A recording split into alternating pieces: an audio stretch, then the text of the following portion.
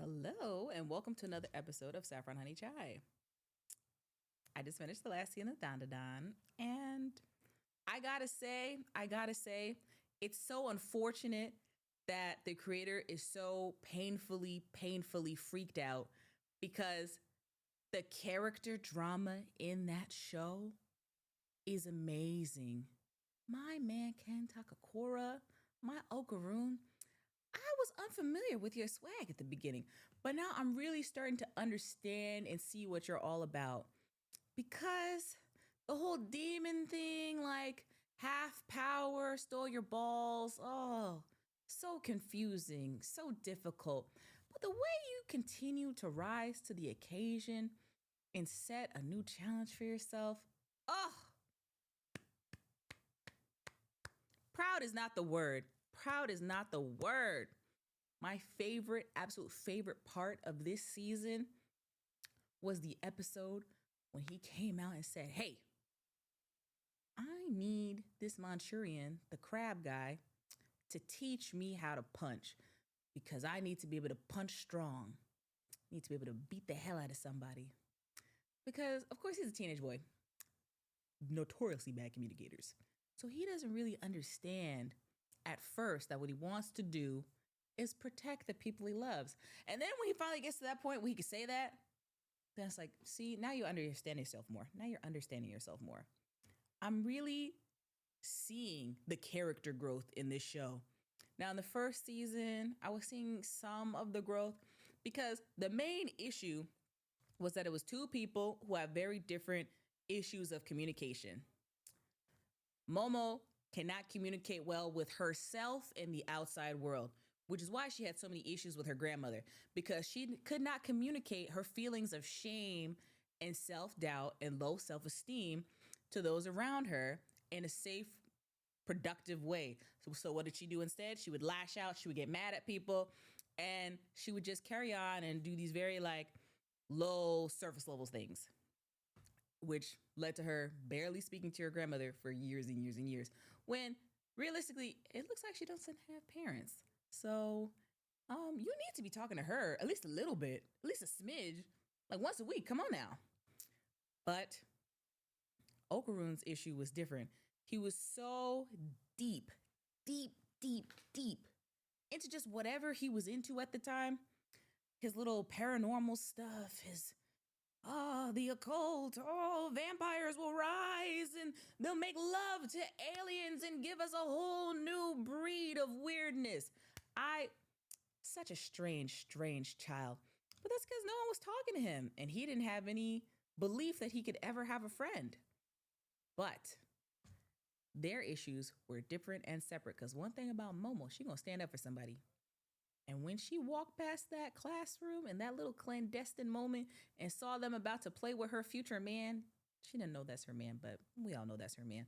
She said, "Oh, you like to play games? I like to play too. And I got extra hands," but she didn't know that at that point. I love it because the whole conception of their relationship is just two people seeing each other. Just two people deciding, I see you. I appreciate you. And I'm going to understand you. And I do think it's so unfortunate that we're so focused on fan service in the anime industry that some of these amazing moments are not really able to shine. So we're not getting too much oh, they like each other, they care about each other, they're good for each other. We're not getting too much of that at all. Instead, what we're getting is, oh, I see. She has very big breasts and he's naturally going to fall into them. And it's going to be like, oh, I can't believe it. My days. And, in a lot of ways, we've come past that. We've moved into the future with that issue of massive fan service.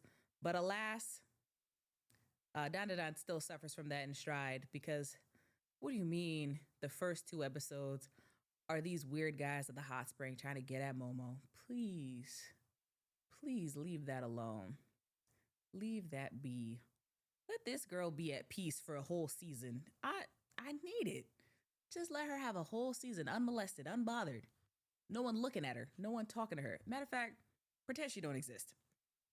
Until she's whooping your ass, just pretend she doesn't exist.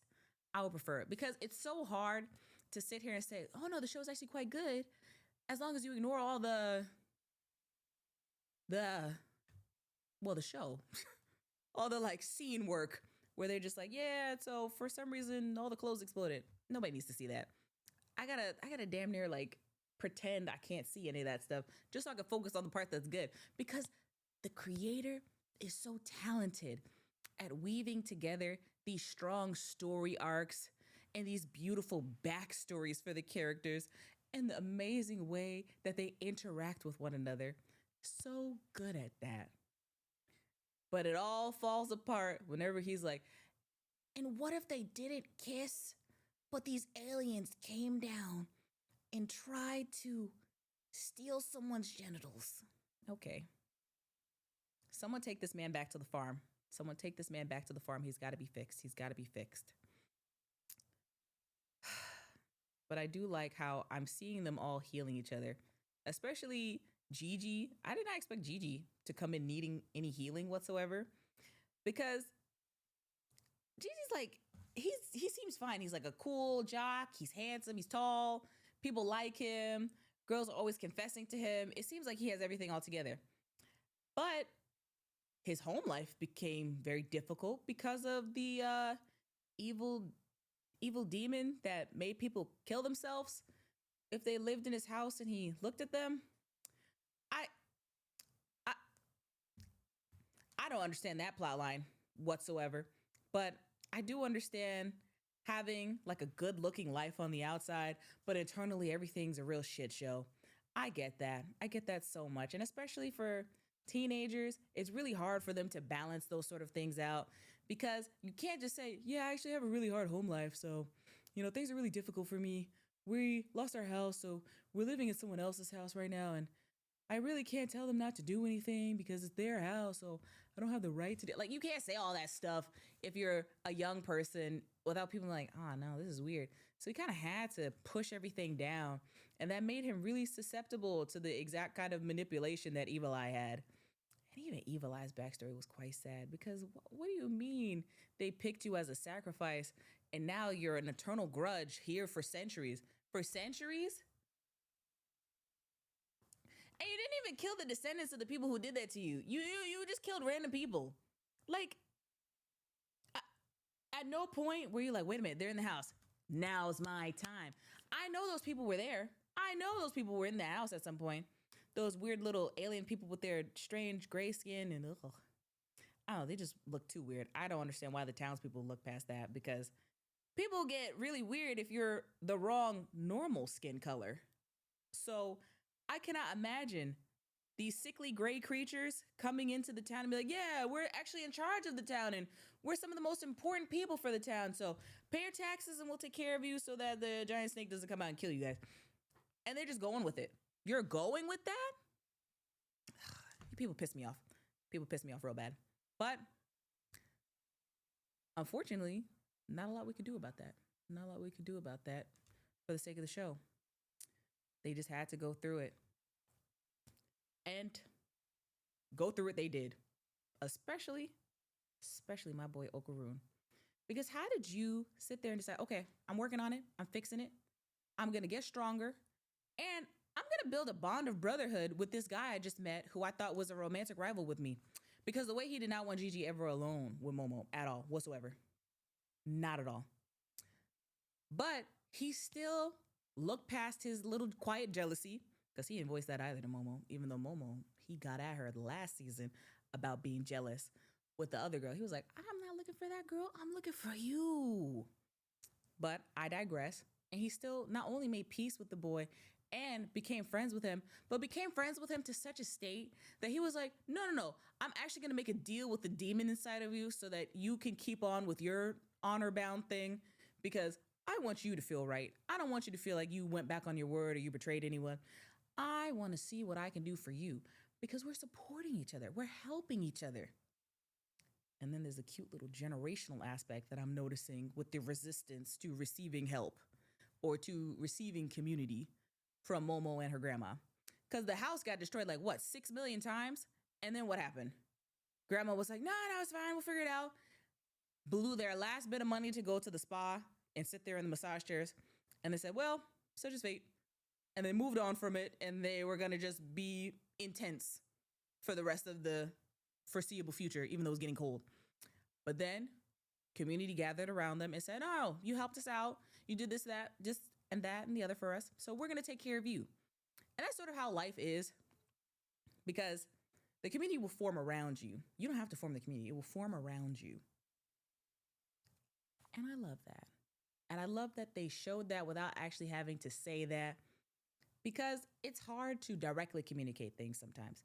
But when you look around a little bit, it is much easier to work in community as long as you're actually a villager. Because she was a villager. She was helping Gigi. She was helping Okarun control herself. She was helping Momo understand herself, even though she knew Momo didn't really want to mess with her like that. And she even helped the other people figure out how to protect themselves, because she's a shrine maiden, so she has to help people take care of themselves and defeat/push away demons at times. And it's satisfying. It's so satisfying to see things work out like this, where good people get good things happening to them. Now, granted, there's all the crazy stuff, and then the explosions, and then people dying, and then, oh, are we gonna die? Yeah, there's that. But that's gonna be happening in every anime. The consequences always have to be super overblown for no good reason. And yet, the responses and the reactions are always oh so human. And I really cherish that, even though this show is so crazy and so ridiculous that you can barely recommend it without telling people, hey, we'll just read a summary of the first episode and then move on from there. But the character work, the relationship work, the consistency of the threads. Realistically, I'm very excited for season 3. I cannot wait to see season 3 and see where things go here, because this was good. Crazy, but good. Anyway, I think I've run out of things to say about this. I hope you do watch it, even though it is odd. And with that, like, comment, subscribe. Check out the sponsors.